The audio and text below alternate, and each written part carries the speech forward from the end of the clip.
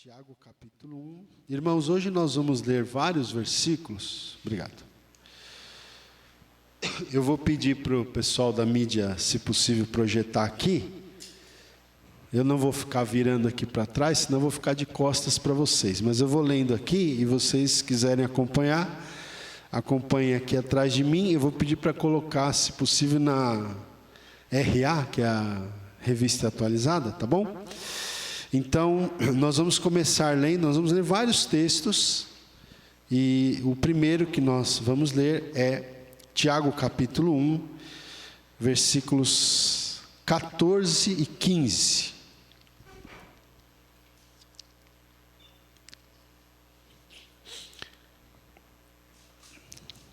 Tiago capítulo 1, 14 e 15. Diz assim: ao contrário, cada um é tentado pela sua própria cobiça, quando esta o atrai e seduz.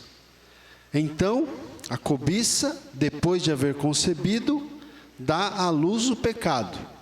E o pecado, uma vez consumado, gera a morte. Amém? Já oramos, né? Graças a Deus. Irmãos, eu quero falar um pouquinho nessa noite com os irmãos sobre o seguinte tema, sobre o tema vitória sobre as tentações, né? Vitória sobre o pecado, enfim, vitória sobre as tentações. Porque eu não sei quanto a vocês, não é? Mas eu passo por tentações, irmãos. Será que vocês também passam por tentações? Será que vocês são tentados, não é? Eu acredito que sim, não é? Todos nós passamos por diversas tentações. Todos nós somos tentados. Na verdade, essa é uma batalha pela qual nós passamos aqui, enquanto estamos na face dessa terra, né? Enquanto nós ainda estamos vivendo neste corpo, que é um corpo corruptível, né? Enquanto nós ainda vivemos nesse corpo que não é um corpo glorioso, nós cremos que um dia, né, quando Jesus vier arrebatar a sua igreja, então, como diz a Escritura, aqueles que morreram em Cristo ressuscitarão primeiro. E quando ressuscitarem, já ressuscitarão com corpos gloriosos, com corpos incorruptíveis, com corpos não mais sujeitos ao pecado, né? Então, como diz a Escritura, no dia do arrebatamento, os mortos em Cristo ressuscitarão primeiro, e nós, os que estivermos vivos, diz o apóstolo Paulo, né? Teremos esses corpos aqui transformados num abrir e fechar de olhos, né? E seremos arrebatados para estarmos para sempre com o Senhor. O apóstolo Paulo fala sobre isso, tanto lá na primeira carta aos Tessalonicenses, como na primeira carta aos Coríntios.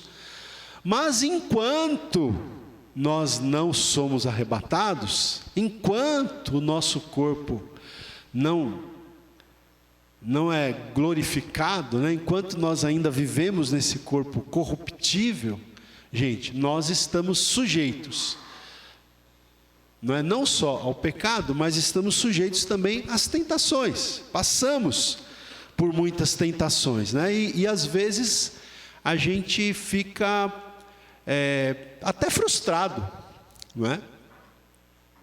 A gente fica até frustrado. Eu não sei se já aconteceu com você, acredito que sim, porque todos nós aqui somos seres humanos, todos nós aqui, como usa-se uma expressão, né? Todos nós temos pés de barro.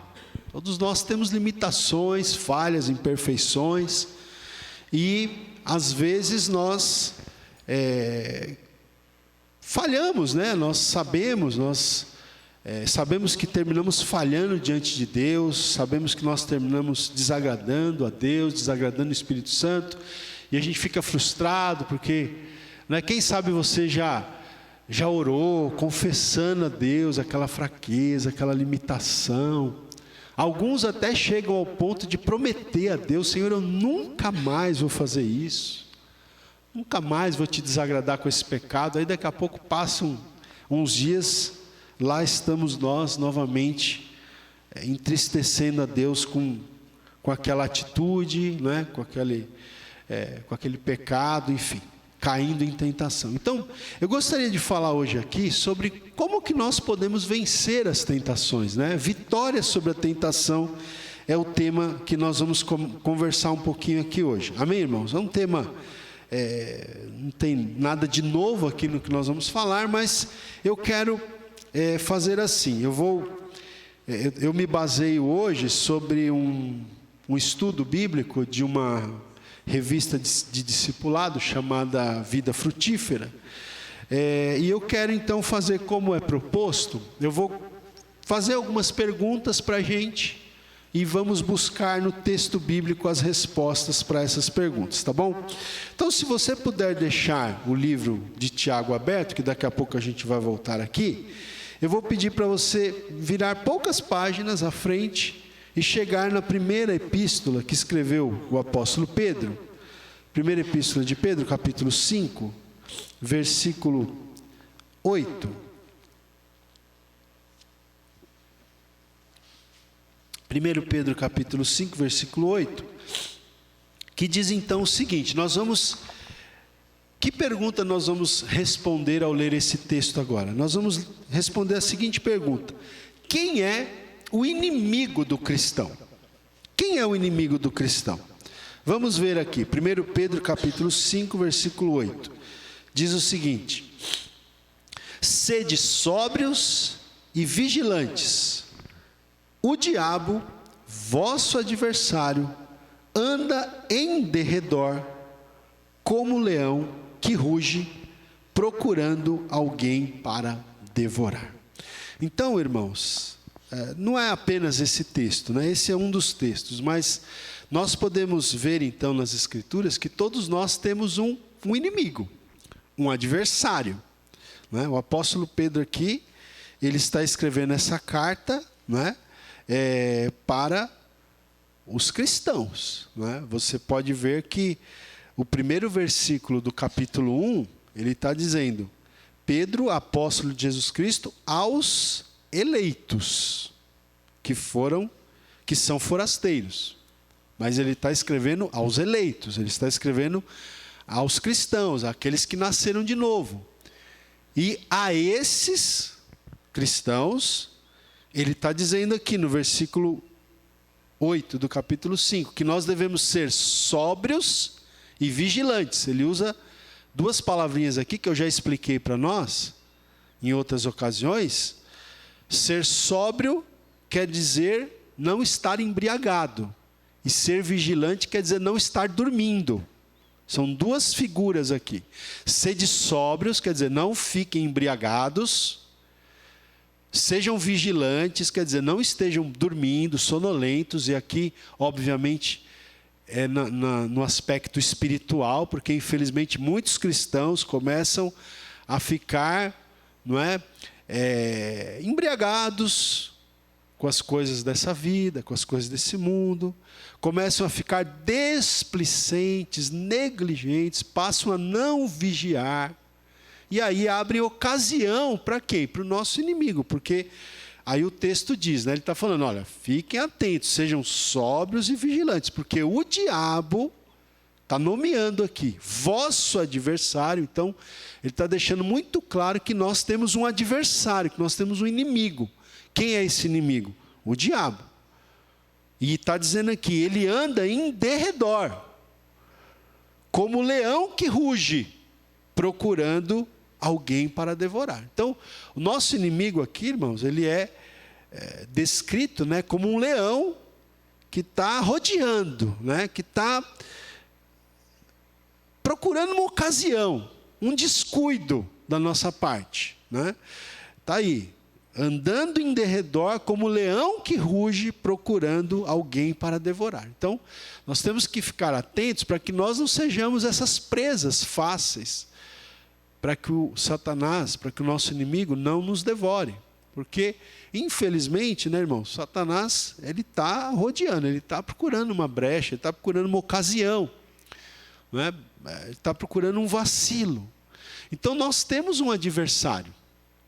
Por que muitas vezes nós caímos em tentação? Por que muitas vezes nós desagradamos a Deus e pecamos, cedemos à tentação? Não é? Porque, como a gente tem que entender, não é pecado ser tentado. O pecado está em cair em tentação. Não é? O próprio Senhor Jesus foi tentado. Tá certo? A diferença entre Jesus e nós é que Jesus venceu todas as tentações, Jesus jamais pecou. A Bíblia diz que só existiu um homem, né, que passou aqui na face da terra que jamais pecou, que foi o Senhor Jesus. Tá certo? Todos os outros personagens da Bíblia, irmãos, todos os outros, mesmo aqueles que a gente lê a história deles e que a gente vê que são homens irrepreensíveis, né? Por exemplo, você lê a história lá do profeta Daniel, ele é um homem irrepreensível, a gente poderia dizer, né? Você não vê falhas ali de caráter em Daniel, mas certamente ele era um pecador, ele também pecou, ele também falhou. Né? Outros personagens a Bíblia deixa claro que pecaram, né? Abraão pecou, né? Davi pecou, enfim, o apóstolo Paulo perseguiu a igreja, né? Até consentiu na morte de Estevão. Né? Então, todos os personagens bíblicos, eles pecaram. Eles tiveram seus momentos de fraqueza e pecaram. O único personagem bíblico que jamais pecou foi o Senhor Jesus. Mas o fato de Jesus jamais ter pecado não significa que ele não tenha passado por tentações. Ele passou por tentações. Então a questão não é ser tentado. Todos nós seremos tentados. A questão é que nós precisamos vencer a tentação, né? O pecado não está em ser tentado, o pecado está em ceder à tentação. Amém, gente? Está dando para entender? O pecado não está em ser tentado, o pecado está em nós cedermos à tentação. Agora, para a gente ter a vitória, então, nós precisamos entender, gente, que existem 3 elementos principais pelos quais nós somos tentados. Tá? Então, a segunda pergunta que eu quero responder com vocês hoje aqui é essa: quais são os elementos, os 3 elementos principais pelos quais nós somos tentados? Tá? Então, os 3 elementos principais pelos quais nós somos tentados são os seguintes: o mundo, a carne e o diabo. Nós somos, os 3 elementos principais pelos quais nós somos tentados, gente, são esses: o mundo, a carne e o diabo. Inclusive, um grande teólogo, né, brasileiro, na verdade não é brasileiro, ele é americano, mas ele viveu no Brasil por muitos anos, faleceu recentemente, Dr. Russell Philip Shedd. Ele tem até um livro cujo título é justamente esse: o mundo, a carne e o diabo. Né? São os 3 elementos pelos quais nós somos tentados. Eu quero ler com vocês então, para a gente mostrar isso biblicamente. Nós vamos ler primeiramente o texto que está na primeira epístola de João. Aí vocês estão em 1 Pedro, algumas páginas adiante, 1 João capítulo 2. Primeira epístola de João, capítulo 2. Textos muito conhecidos, né, de todos nós. Então vamos lá. 1 João capítulo 2, versículo 15. Olha só o que o evangelista João aqui, que escreveu também o Evangelho, e aqui está escrevendo a primeira epístola, aquele que foi um dos 12, ele diz o que para a gente aqui? Olha, verso 15, 1 João 2,15. Não ameis o que, irmãos? Não ameis o mundo, nem as coisas que há no mundo. Se alguém amar o mundo, o amor do Pai não está nele. Porque tudo que há no mundo, a concupiscência da carne, a concupiscência dos olhos e a soberba da vida, não procede do Pai, mas procede do mundo. Então, queridos, olha aqui. O texto está bem claro, né? A palavra de Deus está dizendo que nós não devemos amar o mundo, nem as coisas que há no mundo. Irmãos, se a palavra de Deus está dizendo aqui que nós não devemos amar o mundo, é porque o mundo, ele é atrativo, né? O mundo, aqui, esse sistema, né, de coisas, esse sistema de valores, né? Esse mundo que traz para nós tantas coisas atrativas, porque existem muitas coisas atrativas, né? Existem muitas coisas que, irmãos, se a gente não tomar cuidado, nosso coração fica dividido. Nosso coração fica dividido. Por isso que alguém brinca, né, que nós não podemos ser aqueles crentes raimundos, né? Já viu dizer dessa essa ilustração? Crente Raimundo. Um pé na igreja, um pé no mundo, né? Crente Raimundo, um pé na igreja, um pé no mundo. Porque muitas vezes os cristãos ficam divididos.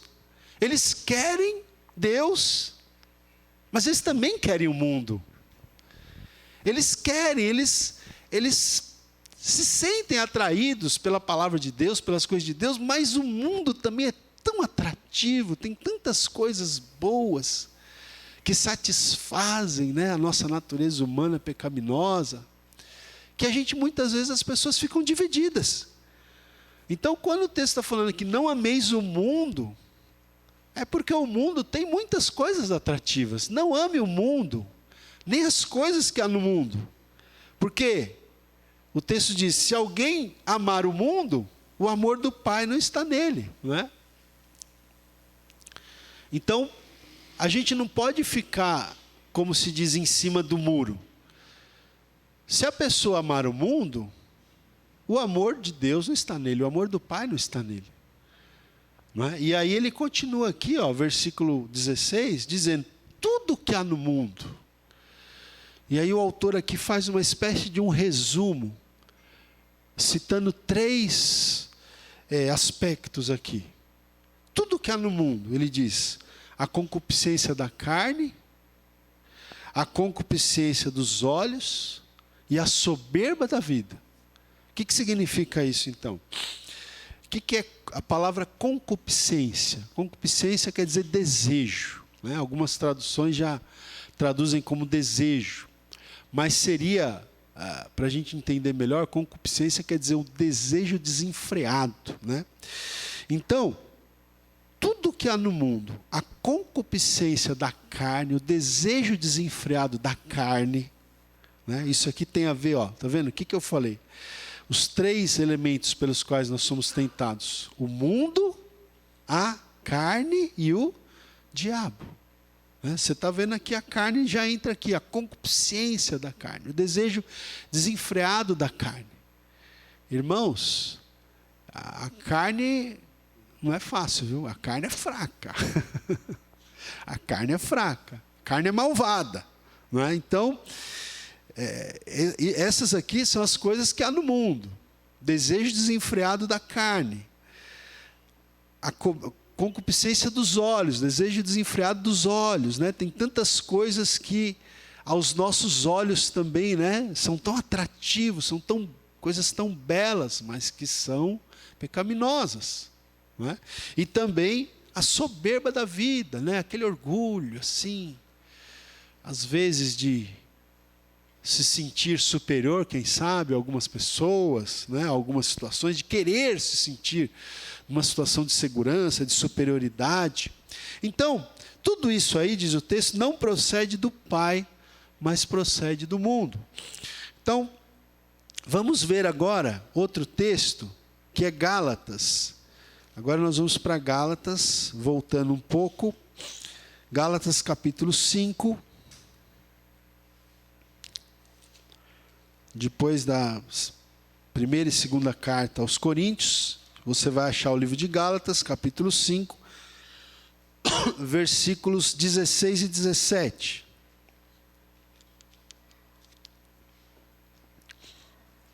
Então, o que o apóstolo Paulo diz aqui para a gente? Olha, ele diz assim: digo, porém, andai no Espírito, e jamais satisfareis a concupiscência, olha essa palavrinha aí de novo, a concupiscência da carne. Porque a carne milita contra o espírito, e o espírito contra a carne, porque são opostos entre si, para que não façais o que porventura seja do vosso querer. Então o apóstolo Paulo está dizendo aqui, irmãos, que ele está dando um segredinho para a gente aqui, né? Como que nós vamos vencer a carne, esse outro elemento pelo qual nós somos tentados? Como que nós vamos vencer a carne? Ele diz aqui, andai no Espírito. Quando a gente anda no Espírito, então ele diz aqui, andai no Espírito e jamais você vai satisfazer a concupiscência, os desejos desenfreados da carne. Então todas as vezes, irmãos, que nós caímos em carnalidade, né? Carnalidade quer dizer que a gente não está andando no Espírito. Todas as vezes que nós deixamos a nossa carne nos dominar, né? Todas as vezes que os desejos desenfreados da nossa carne nos dominam, isso quer dizer que nós estamos deixando de andar no Espírito. Porque quando nós andamos no Espírito, nós jamais vamos satisfazer aos desejos desenfreados da carne. É isso que está escrevendo o apóstolo Paulo aqui. E aí ele até fala, não estava aqui no meu script, mas eu vou aqui aproveitar que está no contexto. Versículo 19, ele vai falar quais são as obras da carne. Quer saber quais são as obras da carne? Olha só, versículo 19. Ora, as obras da carne são conhecidas. E são. Quais são as obras da carne? Olha o que tem a ver com carnalidade aí. Prostituição, impureza, lascívia, idolatria, feitiçarias, inimizades, porfias, ciúmes, iras, discórdias, dissensões, facções, invejas, bebedices, glutonarias e coisas semelhantes a estas, a respeito das quais eu vos declaro, como já outrora vos preveni, que não herdarão o reino de Deus os que tais coisas praticam. Né? Um texto bem contundente, né, gente? Está falando aqui, não herdarão o reino de Deus os que praticam essas coisas. Olha quantas obras da carne que são aqui relacionadas, né? Então, irmãos, está aqui, né? Você vê aqui, por exemplo, na questão sexual mesmo, né? Da sexualidade, né? Está falando de prostituição, está falando de impureza e está falando de lascívia. Às vezes uma pessoa não se prostitui, literalmente falando, né? Fisicamente falando. Mas a gente sabe que a Bíblia diz, o Senhor Jesus ensinou, né? Que se um homem olhar para uma mulher, não é isso que Jesus disse? Com intenção impura no seu coração, já adulterou com ela. Né? Então, assim,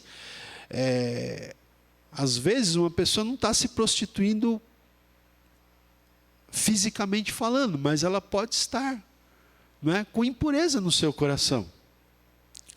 E aqui, essa aqui é uma área que eu sempre digo, né? Que para os homens é muito difícil essa área, né? Lidar aqui com os nossos olhos, nós estamos sempre sendo tentados, né? Com a questão da concupiscência dos olhos nessa área, né? A gente tem que vigiar muito, irmãos. A gente está vivendo um tempo, olha, que a gente precisa vigiar muito, né? Esposas aí, vou dar uma dica para as esposas, fiquem de olho nos seus maridos aí, viu? Porque está muito fácil, irmãos, hoje em dia. Está um toque aqui, um toque no celular, né? Às vezes a pessoa nem está procurando nada, mas você abriu ali um Instagram, você abriu ali um Facebook, já vem aquela, né, aquela imagem ali daquela mulher nua, seminua, entendeu? Então, e isso é uma coisa que talvez as mulheres não entendam e não entendem como os homens entendem, porque a mulher, ela não é ativada, né, nessa área pelo olhar. É uma outra forma, né, que a mulher tem de ser ativada nessa área. O homem não, ele já é o olhar já é o primeiro, a primeira coisa que já deixa o cara ligadão, né? É o olhar, tá certo? Olhou já. Então, irmãos, palavra aqui para nós, homens, né? Olha aqui, impureza, lascívia, é obra da carne, né? A pessoa ficar olhando para uma mulher com lascívia, com desejo impuro, isso é obra da carne, não é? Mas veja, não é só isso. O que diz aí o texto? Eu vou falar algumas, por exemplo, idolatria.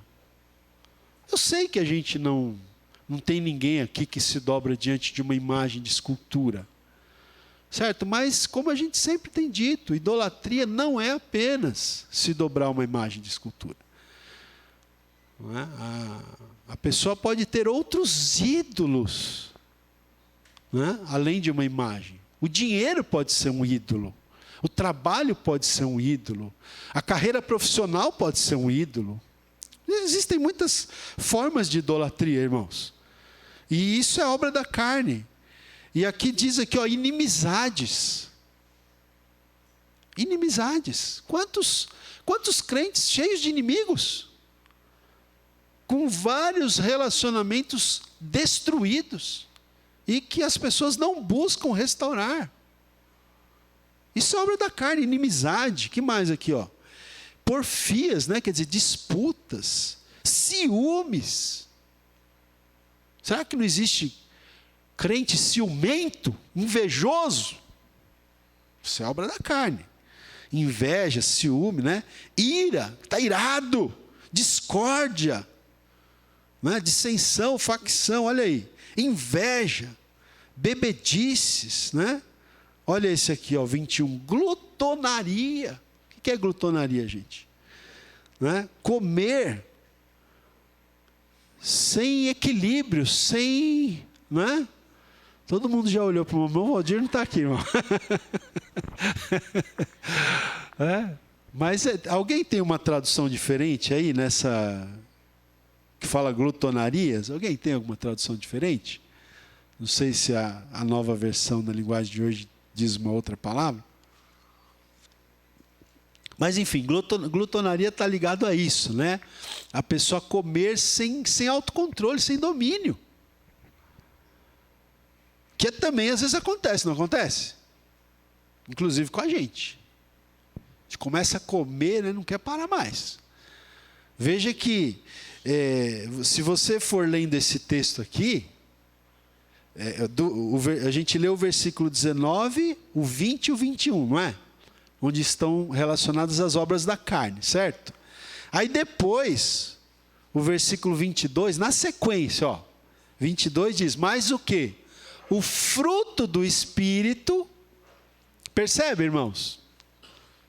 Quem está aqui comigo aqui, amém? Estão acompanhando?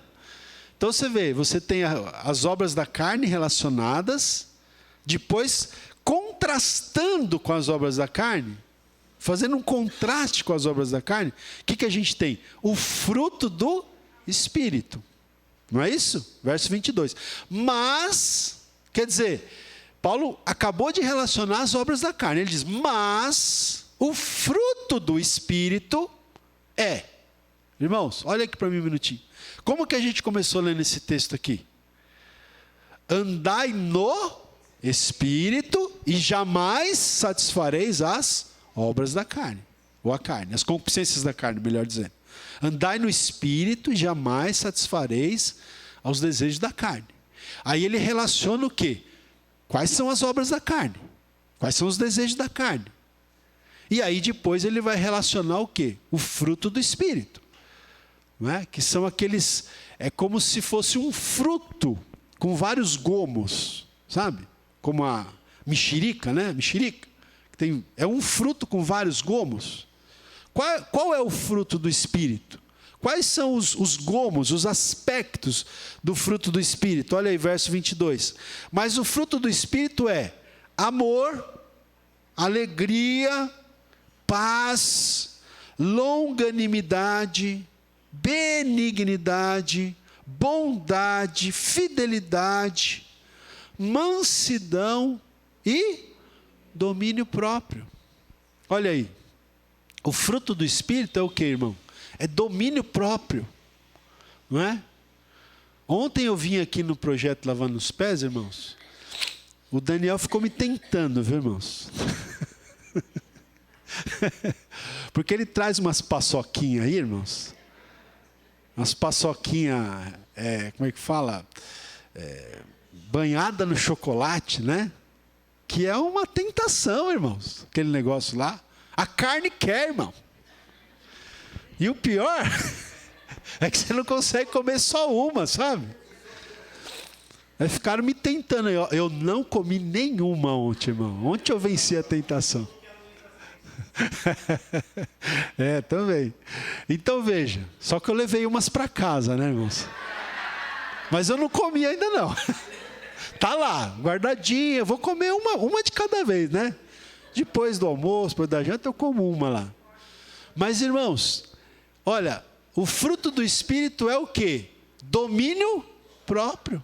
Às vezes a gente não está se dominando. Tem gente que não tem domínio próprio no sono, irmão. Dorme demais. Tem gente que não tem domínio próprio na questão da alimentação. Tem gente que não tem domínio próprio na questão da sensualidade. Você vê que existem... Eu sempre gosto de dizer, existem coisas que são prazerosas e que Deus fez, foi Deus que fez. Mas a gente tem que desfrutar daquilo que Deus fez e que é prazeroso, a gente tem que desfrutar com equilíbrio. Né? Esse é o ponto, o equilíbrio. Né? Então comer é muito bom, é uma bênção. O apóstolo Paulo diz que o estômago é para os alimentos, o alimento é para os estômagos. Não é? Jesus provavelmente comia muito bem. A Bíblia diz que os inimigos de Jesus chamavam ele de comilão e beberrão de vinho. Jesus devia comer bem, não é? Mas tudo com equilíbrio, né? O problema é quando a gente perde o equilíbrio, quando a gente ultrapassa aquela linha que a gente sabe que a gente já está pecando. Seja na hora de dormir, seja na hora, não é, de comer, não é? Na questão... Desculpa, eu nem tinha pensado em falar essas coisas. Na questão da sexualidade, eu diria assim, o marido e a mulher, aproveite, né, essa bênção chamada sexo, que é uma bênção de Deus para ser desfrutada no casamento. Nem antes do casamento e nem fora do casamento. Nesse contexto do casamento, olha, aproveita a bênção. Mas nesse contexto do casamento, né, fora do casamento, é pecado. Buscar, né, essas imagens aí, né, ou olhar lascivamente, impuramente, pecado. Nesse ponto, a gente tem que tomar cuidado para não ultrapassar a linha, tá certo? Aquela linha que a gente já sabe que é algo que vai entristecer ao Espírito Santo de Deus. Amém, irmãos? Está dando para entender aqui? Então, quais são os três elementos pelos quais nós somos tentados, né? Então, o mundo, a gente viu lá em 1 João capítulo 2, a carne, está aqui, Gálatas 5, e o diabo, que a gente já leu 1 Pedro 5, 7. Então nós temos que ficar atentos ao mundo, à carne e ao diabo. Fique atento. Para nós vencermos, para nós não cairmos em tentação, nós precisamos ficar atentos a esses três elementos, que são os três principais elementos pelos quais nós somos tentados. Agora, vamos ler na primeira carta aos Coríntios, capítulo 10. Abra lá comigo, 1 Coríntios capítulo 10.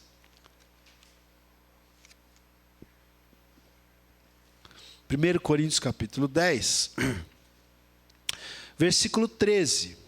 Que pergunta que nós vamos responder aqui? 1 Coríntios capítulo 10, versículo 13. Nós vamos responder aqui, lendo esse versículo, a seguinte pergunta: que certeza nós podemos ter na hora da tentação? Que certeza nós podemos ter na hora da tentação? Olha, nós podemos ter uma certeza na hora da tentação. Qual é essa certeza? Vamos ler aqui. 1 Coríntios 10, 13. Diz então: não vos sobreveio tentação que não fosse humana, mas Deus é fiel e não permitirá que sejais tentados além das vossas forças. Pelo contrário, juntamente com a tentação, vos proverá livramento, de sorte que a possais suportar. Amém?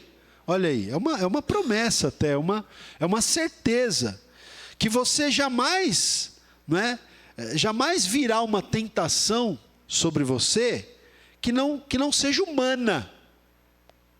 E, portanto, ele continua dizendo que Deus é fiel, glória a Deus, Deus é fiel, e Ele não vai permitir que você seja tentado além das suas forças. Olha aí, irmãos, o texto está dizendo que Deus é fiel, e porque Ele é fiel, Ele não vai permitir que você seja tentado além das suas forças. Então, aquela conversa, eu não aguentei, a tentação foi mais forte do que eu, não cola, né? Foi demais para mim, eu não consegui vencer a tentação, não consegui suportar. O texto está dizendo que você não vai, que Deus não vai permitir, melhor dizendo, que você seja tentado além das suas forças. Pelo contrário, diz o texto, juntamente com a tentação, Deus vai prover o quê? O livramento. Juntamente com a tentação, Ele vai permitir que você seja tentado. Mas juntamente com a provação, Ele vai providenciar o livramento, de sorte que você possa suportar a tentação. De maneira que você possa passar pela provação, pela tentação, suportar e vencer a tentação. Agora, irmãos, é claro que nós temos que ser sábios, né? Nós não podemos brincar com o pecado. Se você, se tem uma área que você tem uma certa fraqueza, o que você tem que fazer? Você tem que vigiar, né? Você tem que ser sábio, você não deve ficar se expondo, tá certo? Não deve ficar se expondo, não é verdade? Então, por exemplo, uma pessoa que teve problema com um vício de cigarro, vamos dar um exemplo, só para dar um exemplo, isso poderia ser dado várias áreas, não é? O que a pessoa deve fazer? Ela deve ficar longe de maço de cigarro, de gente que fuma. Fica longe, né? Não vai querer dar uma de super-homem. Não, pode deixar aqui 10 maços de cigarro aqui em cima da geladeira que... Não, né? Temos que vigiar, tá certo? Lembra lá da história de José, né? Lembra da história de José?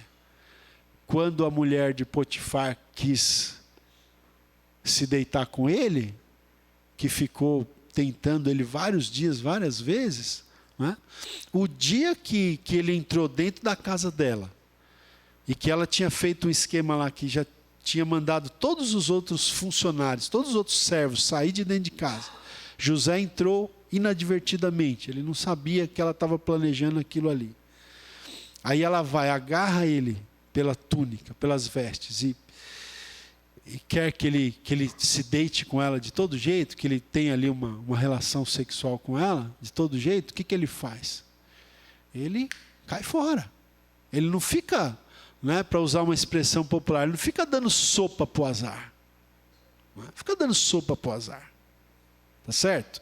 Não fica ali contemporizando, né? Fica ali contemporizando. Irmãos, estou dando uma mensagem bem prática hoje aqui, né? Os casados, viu? Muito cuidado com o sexo oposto, né? No serviço, na vizinhança, sabe?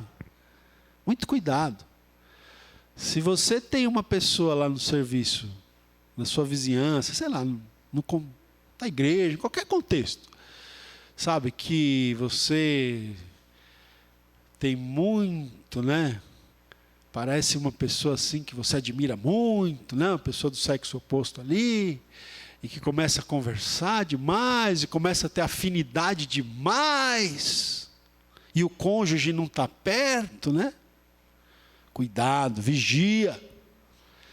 Homem ou mulher, né? Pode ser homem, pode ser mulher. Temos que vigiar, gente. Então, você jamais vai ser tentado além do que você possa suportar. Agora, nós temos que ter sabedoria. A gente não pode se expor ao pecado também. Se você percebe que o inimigo está... O que a gente leu aqui no começo? Sede sóbrio e vigilante. Porque o diabo, ele está em derredor, rugindo como leão, buscando a quem possa tragar. Então, o nosso adversário está procurando uma ocasião. A carne é fraca. A carne é fraca, a Bíblia diz. O diabo está procurando uma ocasião, né? E o mundo está aí, trazendo os pratos, né? Então nós temos que realmente ficar atentos, né? Vamos seguir um pouquinho mais aqui. Vamos voltar lá para Tiago, aquele texto que a gente leu no começo. Tiago, capítulo 1. Tiago, capítulo 1, versículo 14, né? Tiago 1, 14, olha só. Diz assim. Todos acharam?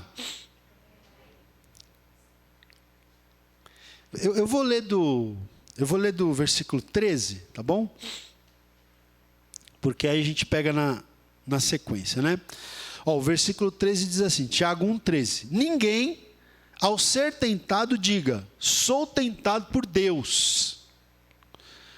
Porque Deus não pode ser tentado pelo mal, e Ele mesmo a ninguém tenta. Então, Deus, irmãos, Ele nos prova sim, mas a tentação não é algo vindo de Deus. A tentação, como eu falei aqui, os três principais elementos, o mundo, a carne e o diabo. Agora, Deus permite que nós passemos por tentações, tá certo? Agora, diz o texto que Ele mesmo, Deus, a ninguém tenta. Aí o verso 14 diz, ao contrário, cada um é tentado pela sua própria cobiça, quando esta o atrai e seduz. Então, a cobiça, verso 15, depois de haver concebido, dá à luz o pecado. E o pecado, uma vez consumado, gera a morte. Então, esse texto aqui está dizendo para a gente que cada um de nós é tentado pela própria cobiça. Quando começa a cobiçar, é aí que está o problema. Começa a cobiçar algo que não agrada a Deus. Aqui um exemplo muito bom é o que aconteceu lá no Jardim do Éden. Não é? Quando Eva viu aquele fruto da árvore, do conhecimento do bem e do mal, que Deus disse que eles não deveriam comer daquele fruto, né? Mas ela viu aquele fruto, ela achou, né, aquele fruto agradável. Quem sabe estava ali na árvore, né? Bem, a gente não sabe a cor do fruto, né? O pessoal diz que é maçã, né? A Bíblia não diz que é maçã, né? Mas está ali o fruto, assim, bem vistoso, bem viçoso, né? E ali, quem sabe, ela começou a olhar e começou a cobiçar, porque você sabe que, até o apóstolo Paulo fala isso na carta aos Romanos, né? Quando a lei diz não cobice, aí é que parece que desperta alguma coisa dentro de nós e a gente começa a cobiçar, né? Você quer ver, você fala assim, não pode, não pise na grama. Aí é que o cidadão vai querer pisar na grama, né? Vai querer romper aquilo ali. Entendeu? Então veja, a Eva provavelmente ficou ali cobiçando, ela ficou ali sendo seduzida, não é? E ainda, você tem ali a carne falando alto, ela sendo seduzida pela cobiça. Aí entra quem na história? O diabo, argumentando, né? O que foi que Deus disse? Né? E aí começa ali a Eva fala assim: Deus disse que no dia que nós comermos, nós vamos morrer. Não é bem assim não. Deus sabe que se vocês comerem esse fruto aí, vocês vão ser semelhantes a Ele. Não é? Então, irmão, percebe? O papel do diabo, né? Nesse processo de tentação, o diabo, não é? Ele vai tentar nos enganar. Ele vai tentar fazer o quê? Ele vai tentar colocar a palavra de Deus em xeque. Ele vai tentar questionar a autoridade da palavra de Deus. Ele vai tentar relativizar a palavra de Deus. Não é bem assim. Não é bem assim. Como você está pensando, como o pastor está pregando, como a Bíblia diz. Não é bem assim. Existe aí uma flexibilidade aí, sabe? E aí quando começa, irmãos, quando você começa com pensamentos para relativizar a palavra de Deus, para flexibilizar a palavra de Deus, para justificar algum comportamento que é contra a palavra de Deus, cuidado. O inimigo muito provavelmente está agindo. Assim como foi lá com Eva, tentando relativizar a autoridade da palavra de Deus. Então está aqui. Como que a pessoa... Por que muitas vezes, né, esse texto aqui de Tiago, ele responde a essa pergunta. Como explicar o fato de sermos às vezes vencidos pela tentação? Por que às vezes nós somos vencidos pela tentação? Por quê? Porque nós damos lugar à cobiça. Nós começamos a cobiçar, começamos a desejar, né? Quando esta o atrai e seduz. Então a cobiça nos seduz, nos atrai, e a gente começa a dar lugar, não é? Para a cobiça. E aí então, versículo 15 diz: então a cobiça, depois de haver concebido, dá à luz o pecado. Né? Quando a cobiça concebeu, o pecado nasceu. E o pecado, uma vez consumado, gera morte, porque o salário do pecado é a morte, como diz o apóstolo Paulo em Romanos, né? Capítulo 6, versículo 23. O salário do pecado é a morte. Então, gente, veja, aqui eu vou repetir mais uma vez. Eu tenho falado várias vezes nas últimas pregações aqui, em vários contextos diferentes, eu tenho falado sobre aquele versículo de Provérbios 4, 23, né?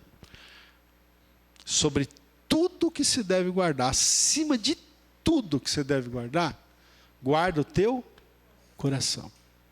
Né? Mais importante do que você guardar o seu dinheiro, mais importante do que aquela aplicação lá que você tem no CDB, no RDB, na poupança, em ouro, na bolsa de valores, mais importante que aquela fazenda que o irmão Zé Reis tem lá em Goiás, né? Mais importante que todas essas coisas aí, sobre tudo, acima de tudo que você deve guardar, guarda o que? O seu coração, porque dele procedem as fontes da vida. Cuidado para o seu coração não começar a cobiçar algo ou alguém. Né? Cuidado com isso. Vamos seguir aqui um pouquinho mais, a gente já vai seguir para terminar. Olha, Tiago ainda, vocês estão aí no capítulo 1, capítulo 4, versículo 7. O que podemos fazer para evitar a tentação? O que podemos fazer para evitar a tentação? Tiago 4, 7. Diz o quê? Sujeitai-vos, portanto, a Deus, mas resisti ao diabo, e ele fugirá de vós. Amém? Como que a gente vence a tentação? Tem duas dicas aqui para a gente. Primeiro, você tem que se sujeitar a Deus. Não é isso? Sujeitai-vos, portanto, a Deus. Então, você se sujeita a Deus. Uma vez sujeito a Deus, submisso a Deus, você resiste ao diabo, você enfrenta o diabo e ele fugirá de nós, né? Porque o diabo é um dos elementos pelo qual nós somos tentados. E ainda, Mateus capítulo 26, vamos lá, Mateus capítulo 26, versículo 41. Mateus 26, 41, que diz assim, Mateus 26, 41, olha, palavras do Senhor Jesus aqui. O que ele diz aqui? Mateus 26, 41. Vigiai e orai, para que não entreis em tentação. O espírito, na verdade, está pronto, mas a carne é fraca. A carne é fraca, irmão. Não confia em você mesmo, não confia na sua força, não confia na sua carne, não, porque a carne é fraca. Eu venço tudo. Não. Por isso que a gente tem que ser sábio, né? Como eu já disse. Agora, veja que interessante. O texto aqui até chega a dizer o seguinte: vigiai e orai. Até alguns pregadores às vezes destacam que o texto não está escrito assim, orai e vigiai, né? O texto está escrito, vigiai e orai. Porque também não adianta a pessoa viver orando e não vigiar. E tem muito caso assim, gente. Tem muito caso de pessoas que vivem orando. Como eu digo às vezes, né? Às vezes tem até, como eu falei uma vez, que quando eu cheguei lá na igreja do Camusim, que eu assumi a igreja lá, tinha uma irmã lá, uma irmãzinha, né? Uma senhora, tá, irmãos? Para ficar bem claro, uma senhorinha já. Que ela chegou para mim e quis mostrar o joelho dela para mim. Ela quis mostrar o joelho dela para mostrar que o joelho dela tinha calo, de tanto que ela orava. Pastor, olha aqui, ó. Uma senhorinha, né? Mostrar que o joelho dela tinha calo, de tanto que ela orava, né? Então ela se orgulhava, né? De tanto que ela orava. Irmãos, e tem muita gente assim. Já está pecando, né? Quando você se orgulha de ser uma pessoa de oração, então você já cometeu o pecado do orgulho. Porque a Bíblia diz, entra no teu quarto, fecha a porta, ninguém tem que ver, você não tem que tocar a trombeta, não é? É entre você e o Pai só. Mas tem muita gente que ora, mas na primeira oportunidade não vigia. Não é? Às vezes essa mesma pessoa, na hora saiu da oração, vai para a fofoca, irmão. Não está da oração para fofoca, né? Você está sabendo aí? Não, eu vou te contar, mas é para nós orarmos, hein? É para nós. Aí, ó, fofoca, né? Que também é pecado, né? Expor a vida das pessoas, enfim. Então veja, o texto aqui está dizendo: vigiai e orai. Vigia e ora. E até é interessante que diz o texto: vigiai e orai para que não entreis em tentação. Né? Nós precisamos, irmãos, até, se possível for, evitar entrar no processo de tentação. Não é? Se possível, você deve, até se possível for, nem sempre vai ser possível isso, eu penso, mas o máximo que você puder evitar de começar o processo de tentação, do processo se iniciar. Vigiai e orai para que não entreis em tentação, para que vocês nem comecem a ser tentados, porque uma vez que você começa a entrar no processo de tentação, meus irmãos, aí o desafio é maior, né? Bom, nós vamos aqui já caminhar para o final. Eu quero citar aqui com vocês, não é? 3 armas com as quais nós podemos vencer o nosso inimigo, tá bom? 3 armas. Primeiro, está em Atos capítulo 3, primeira arma. Com quais armas nós podemos contar para vencer o nosso adversário, para vencer a tentação? Então, primeira arma está em Atos capítulo 3, versículo 6. Atos capítulo 3, versículo 6, que diz assim, 3:6 de Atos. Pedro, porém, lhe disse: não possuo nem prata, nem ouro, mas o que tenho, isso te dou. Em nome de Jesus Cristo, o Nazareno, anda. Primeira arma que você pode usar para você vencer o inimigo, para você vencer as tentações, é o nome do Senhor Jesus Cristo. Amém, irmãos? Porque há poder no nome de Jesus. Não é? Então você usa essa arma, o nome de Jesus Cristo. Outra arma que você deve usar está em Efésios capítulo 6. Efésios capítulo 6, versículo 17. Lá quando o apóstolo Paulo fala sobre a armadura de Deus. Diz assim, Efésios 6, 17. Não é? Ele fala sobre todas as partes ali da armadura. E aí ele chega, no finalzinho ele fala sobre o quê? Ele fala assim, verso 17, 6:17. Tomai também o capacete da salvação e o quê? A espada do Espírito, que é a palavra de Deus. Não é? Que arma nós temos, ou quais armas nós temos à nossa disposição para vencer a tentação? Para vencer o nosso inimigo, para vencer o mundo e a carne e o diabo. Primeiro, o nome de Jesus, o poder que há no nome de Jesus. Segundo, a palavra de Deus, que é a espada do Espírito, a palavra de Deus. Agora, irmãos, como que nós vamos usar essa arma se nós não conhecemos a palavra de Deus? Por isso que você precisa, e eu preciso, e nós precisamos conhecer, ler a palavra, estudar a palavra, meditar na palavra, ouvir a palavra, falar da palavra. Precisamos estar sempre em contato com a palavra, para que você possa vencer. Lembre-se como Jesus venceu o diabo no deserto. Jesus foi tentado? Sim. E Jesus foi tentado pelo próprio diabo.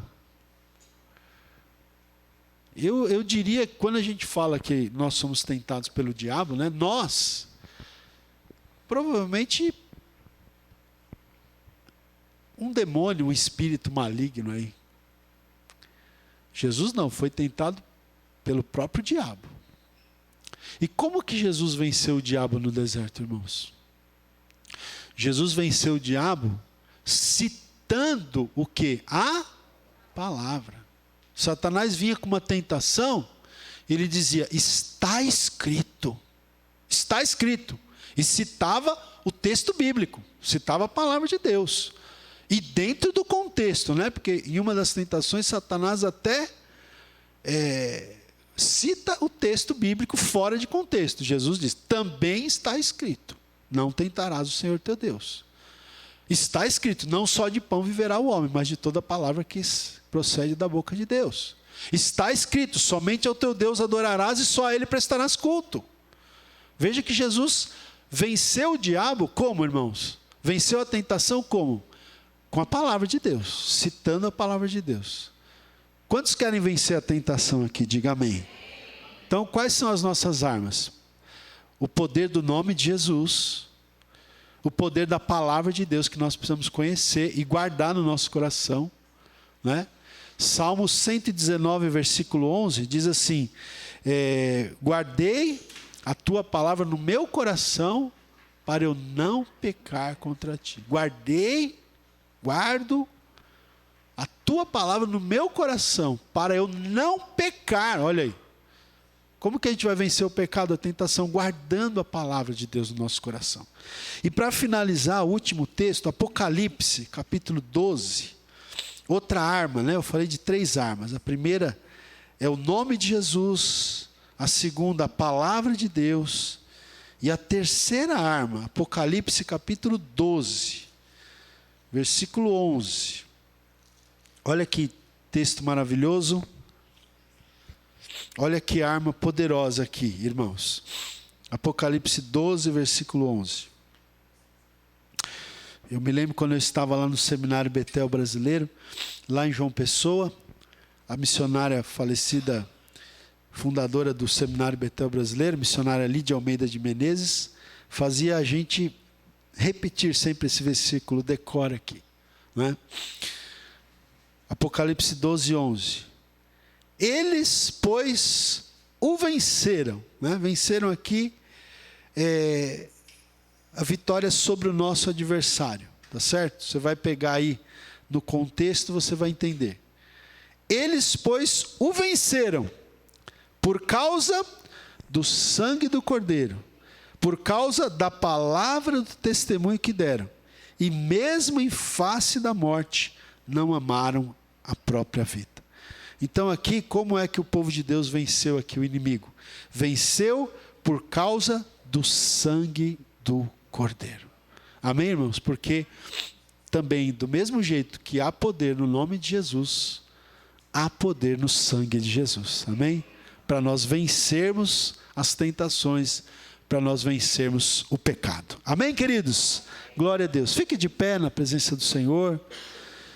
Agradecemos a Deus por essa palavra maravilhosa que Ele nos trouxe. Nós vamos agora participar da ceia do Senhor. Eu vou pedir para o grupo de louvor subir aqui para estarem nos auxiliando nesse momento, né, com louvor, com adoração.